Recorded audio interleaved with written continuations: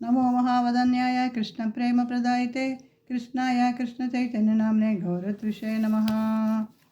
श्री श्री शिष्टाष्टकं श्री चैतन्य महाप्रभु बोधन నుంచి चेतोदर्पणमार्जनं भवमहादावाग्निर्वापणं श्रेयः कैरवचन्द्रिका वितरणं विद्यावधूजीवनम् आनन्दाम्बुदिवर्धनं प्रतिपदं पूर्णामृतास्वादनं सर्वात्मस्नपनं परं विजयते श्रीकृष्ण संकीर्तनं नामकारी बहुधा निज सर्वशक्तिः तत्रार्पिता नियमितस्मरणेन कालः एतादृशी तव कृपा भगवन् ममापि दुर्दैवमीदृशमिहाजनिनानुरागः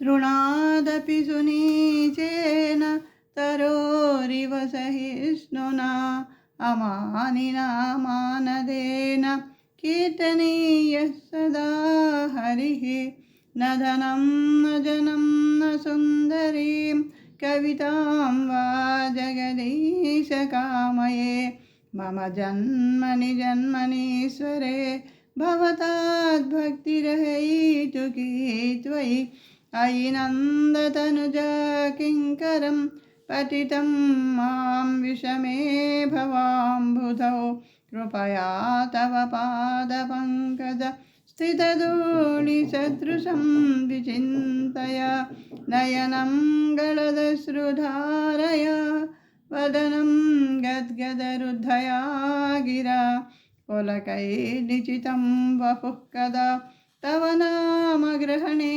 भविष्यति युगायितं निमेषेण चक्षुषा प्रावृषायितं शून्यायितं जगत्सर्वं गोविन्दविरहेण मे आश्लिष्य वा पादरतां विनष्टु माम् अदर्शनान्मर्महतां करोतु वा यथा तथा वा विधतातु लम्पटो मत्प्राणनादस्तु स एव नापरः। हरे कृष्णा कृष्णा कृष्णा हरे हरे हरे राम राम राम हरे हरे। श्री शिष्टाष्टकम की जय, श्री चैतन्य महाप्रभु की जय, श्रील प्रभुपाद की जय, गुरु महाराज की जय, नित्य गौर प्रेमानंदे। हरि हरि बोल। हरे Krishna. Thank you very much माता।